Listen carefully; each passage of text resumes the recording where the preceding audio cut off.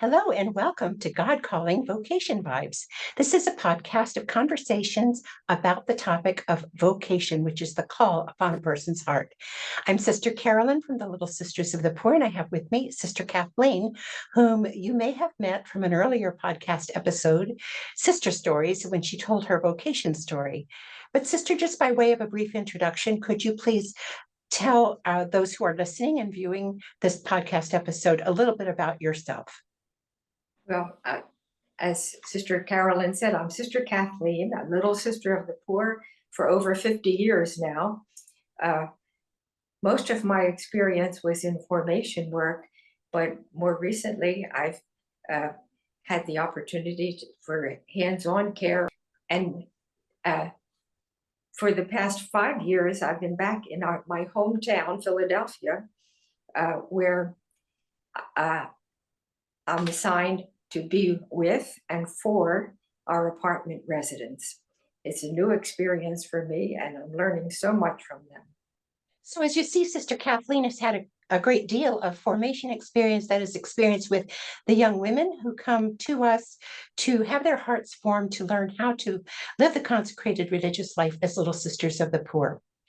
And so she truly understands the hearts of discerners. And one of the questions that discerners often find challenging is, what about humility in the religious life? That's a challenge for every Christian, but Jesus first gave us the example of humility, and those in consecrated religious life are called upon to follow him closely and to try to imitate this virtue of humility. Now, we Little Sisters of the Poor were founded by Saint Jeanne Jugan, who was canonized in 2009, not because she founded a beautiful work, but because she was profoundly humble in things that happened to her, the injustices which happened to her. And many founders and foundresses have things like this in their history. But God calls us to a profound humility where we can work our way through that in order to serve and glorify him. And so Sister's going to be using Saint Jeanne Jugan as an example of what she shares with us about humility in the consecrated religious life. Sister? Well, to begin with, I learned about humility from a very unexpected place. I was trying to obtain a continuing education credit from the American Journal of Nursing, and I came across a course called Training in Assertiveness. And I looked into it, and it said, well, gone are the days when the nurses have to stand up when the doctor comes into the station. And gone are the days when you just follow orders. And I thought to myself, what am I doing this course for? I don't think it has anything to do with religious life in general. And a little sister of the poor, to be even more so. Our name, Little, by the way, little is not a height requirement, but a heart requirement. It's not necessary to be less than 5'2" or something like that to be a good little sister of the poor, but it does require trying to have a heart like the heart of Jesus, meek and humble. So I thought this assertiveness certainly doesn't have much to do with that. I went back and tried to refresh myself on what exactly is humility, because it seems like humility was the hallmark of our mother foundress and the hallmark of any religious in the church. I knew that humility is truth. So many people have said that. Liberating truth, authenticity. But believe it or not, the definition of humility that I like best, I found in good old Webster's dictionary. And this is what it says. Humility is the ability to view oneself accurately as an individual with talents as well as flaws. So without overemphasizing the talents and becoming arrogant, or without focusing on the flaws and leading into low self-esteem. No, humility is an attitude of spiritual modesty that comes from understanding our place in the larger order of things. And that's what really helped me to understand our place in the larger order of things. God created each one with certain talents and certain flaws, and to see how we can appreciate in others and of course in ourselves, both. Now, Rick Warren, in his book, Purpose-Driven Life, says, humility is not thinking less of yourself, but thinking of yourself less often. So I like that one too. Anyway, there are so many misconceptions about humility. Like a humble person has to be like a doormat, letting others walk all over you, never voicing your own opinion, never taking a stand. And then there's this thing they call false humility, of acting humble to hide it or disguise your pride and belittling yourself so other people will say, oh no, you're not like that, to draw out compliments that way. Sure, I'm glad you brought out about that, everybody brings talents and flaws, because I think a lot of times the young people today wonder what will become of the talents that they have, because they have a lot to bring to God's people through consecrated religious life. But those talents can be given fully in all humility. So there is a place for their talent, their creativity, their goodwill. And some of these misconceptions can make a person pull back from discerning religious life when they may not realize that their hearts will be happiest and all of their gifts best fulfilled in the consecrated religious life, if indeed that's God's call on their heart. That's right. Well, then for assertiveness, I was under the impression that to be assertive meant you're pushy or domineering or demanding or bullheaded or bossy. And I came to find out in this article that being assertive isn't about lacking consideration for others' feelings. Instead, people who are assertive have a lot of empathy and care about others. They just don't make demands, however, like selfish people do, but they make respectful requests. So assertiveness is not pushing other people down either. It's recognizing their value as well. Well, first of all, the definition of assertiveness. Assertiveness is an essential skill in interacting with others. The benefits of being assertive is better time management and the ability to negotiate more effectively. Being assessing, intervening, or expressing your needs honestly. See, there's where the humility is there too, honestly. Better building of mutually constructive relationships. So assertiveness is an expression of self-esteem, but self-esteem reflects a person's overall evaluation and appraisal of her own worth. And my own worth is based on being loved by God. I'm somebody special in his eyes, therefore, I do have some self-worth. If I may say, Jesus certainly was assertive in different circumstances in his life. We can look in the Gospels and see moments when he needed to stand up for his Father's will. And so assertiveness does have its place, and a truly humble person can step forward and be assertive when necessary. I went on with this article thinking about our mother foundress. I always thought St. Jeanne Jugan was the model of littleness, as she always called it in French, petitesse, this humility, true humility. But I came to understand that her humility was indeed an assertive humility, especially when it came to sticking up for the residents and their needs. She certainly was no doormat. In the article, it gave some suggestions on how to say no assertively. First of all, know what you want to do and what you can do. And then simply say no. If somebody asks you for something that you really feel like you can't do, just say simply no and give a brief, clear reason for the refusal. Avoid long excuses and justifications. Suggest an alternate way of doing things or another person for satisfying the request if need be. Looking at St. Jeanne Jugan in her life, I found that she was always this way, straightforward, brief, and honest, but not rude, so that she could make the point effectively. When she received a proposal for marriage, she responded. She didn't just go on with all kinds of excuses. She said, God wants me for himself, for a work which is not yet founded. She knew her reasons, and she very respectfully responded that to her suitor. Then, when she was faced with an unusual invitation to speak at the General Council, she said, I should explain, at one point in her life, well, early on in her life, in the beginnings of our congregation,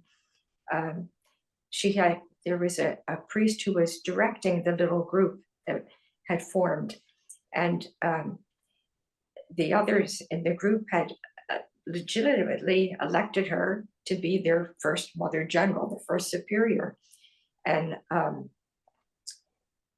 shortly after that, this priest took it upon himself to put her down and to say, no, we're going to have her young assistant to become the first superior. And he went on to advertise that he was the real founder of the congregation, that Sister Mary of the Cross, Jeanne Jugan, was not the first little sister of the poor. When they were studying her case, her cause for canonization, in the canonization process, it's like a court, and the promoter of the cause presents all the reasons why she should be canonized, considered a saint in the church. Whereas they used to call him the devil's advocate. Now I think they call him the promoter for the doctrine of the faith. I'm not sure what they call him, but anyway, the devil's advocate said she should not be canonized. Look at the way she neglected, or she was too afraid to stand up for the truth. She was the true founder of the congregation, and she let that priest take over, live a lie and spread the lie. And so then the promoter for her cause said, no, on the contrary, she was very reasonable there. She knew that it would risk shaking the foundations of the congregation if they saw there was this disruption in the authority. He was in a place of authority there, and she knew that the work was going on, and that her assistant was going to carry on the same spirit, the same charism that she had confided to, and the Lord had confided to her. So she generously stepped back, not to make a big scene. If I could say, she was deeply, deeply hurt by that.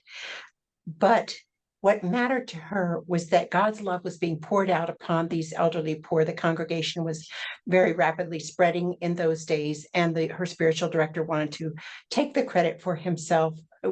But what mattered to her was that the elderly poor were being cared for and loved and helped to eternal life. And as much as it hurt her not to be an active part of that any longer, what mattered to her most was the mission being carried out and God's glory being honored.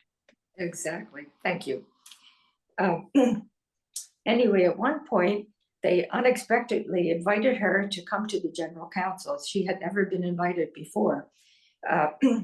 And faced with this unusual invitation, she said, "Since you wish it, I shall obey." And she gave her opinion in all simplicity. It was a question of if they should accept fixed income, like foundations that would support the congregation financially, and they wouldn't be like people taking stocks out in the congregation. And she said, no, we should not accept fixed income. It was the best solution, and they all followed it. They followed her advice, given so simply no. Okay, so that was just to show how Jeanne Jugan, in all her humility, knew how to say no assertively. Then how to make a request assertively. So actually make the request. Don't beat around the bush. Say what you want. Be succinct and tell what you need, not what the other person needs to do. You don't go and say, you need to help me with this. It's better to say, I will need some assistance in order to finish this project, to say exactly what you need. How did Jeanne Jugan make a request with humble assertiveness? Jeanne would actually make a request. She would make the request. She didn't just talk around it. She clearly and specifically stated what she wanted. Jeanne would use an appropriate tone of voice.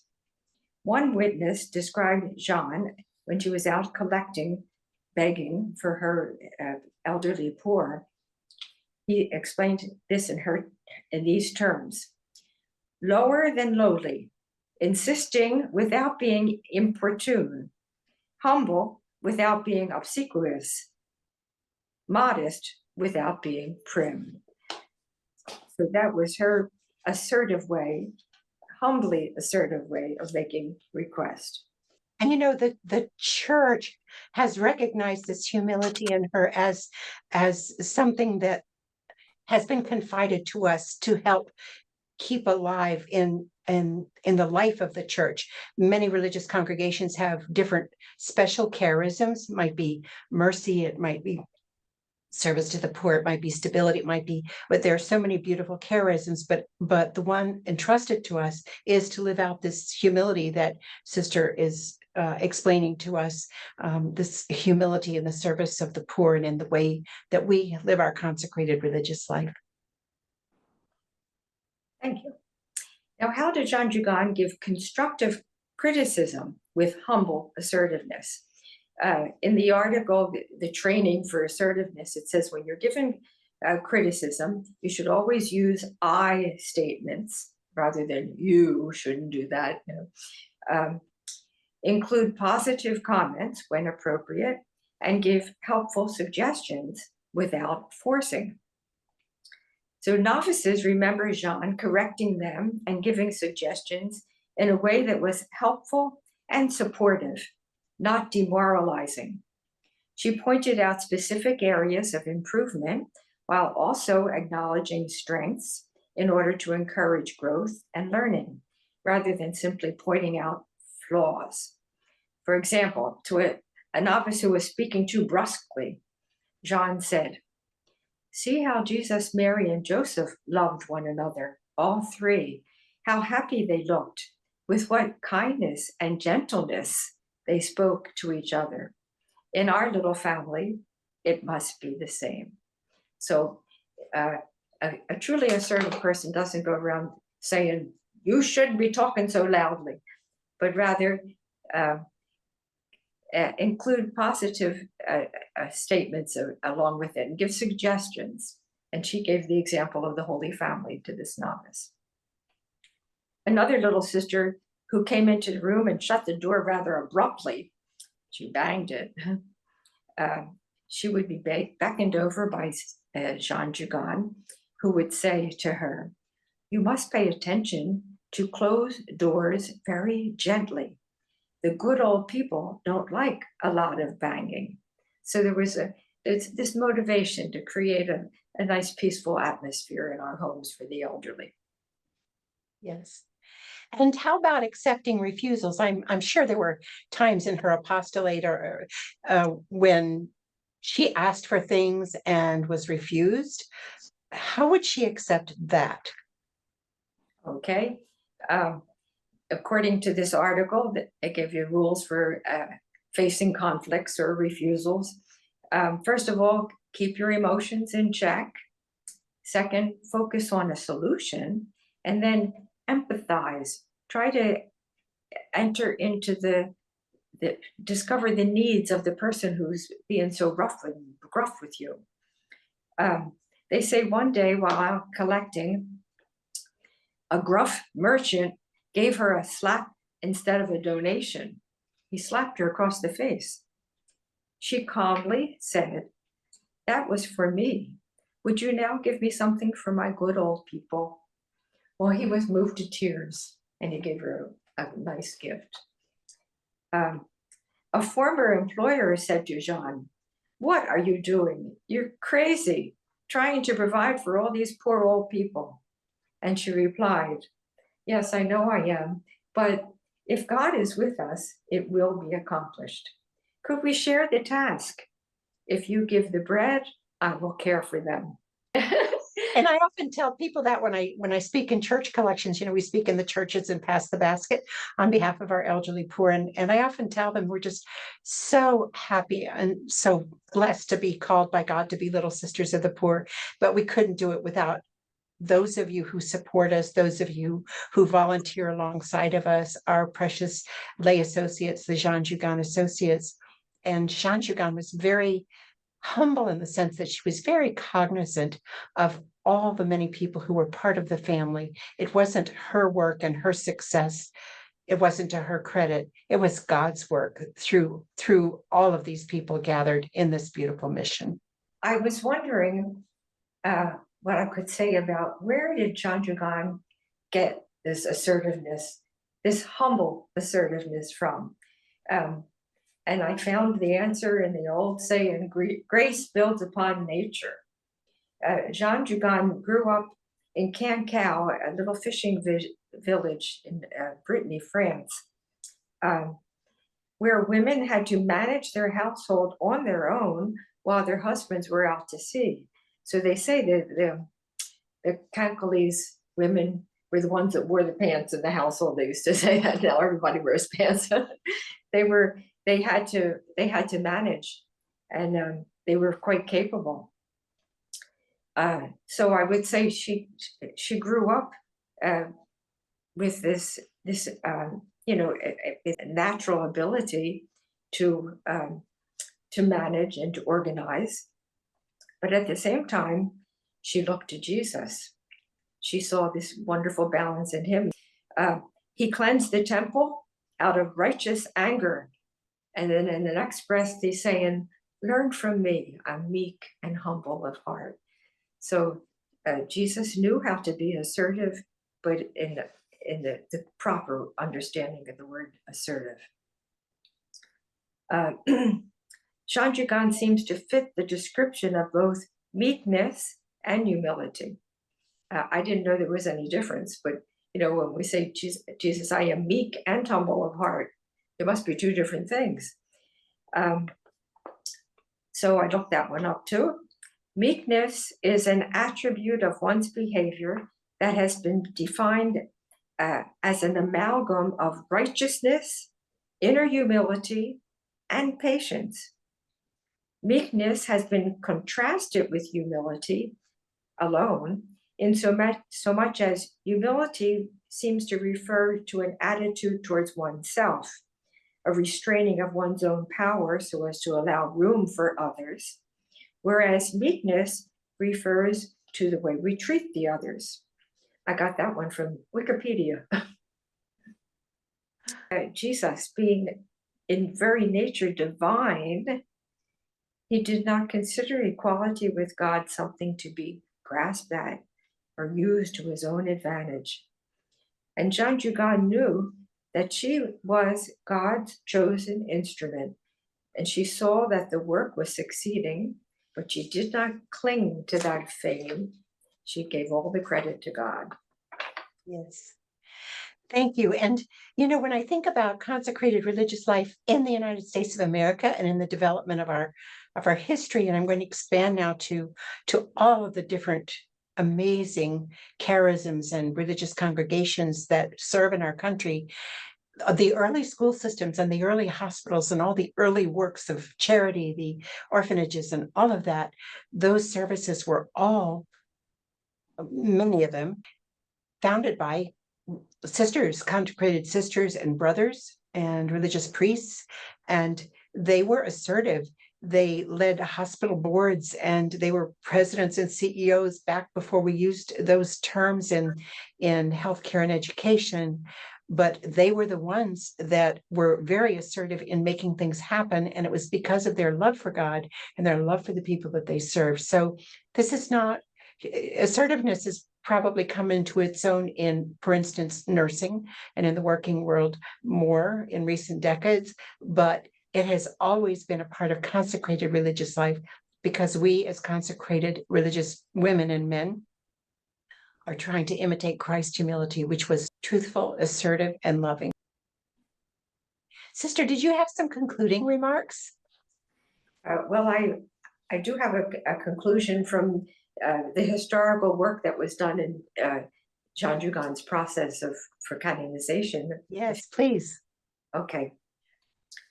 In studying her cause for canonization, the theologians highlighted Jeanne Jugan's humility in rightfully accepting her natural virtues as gifts from God and using them for his glory and for the good of others. We should point out that this is the quote from the historical work.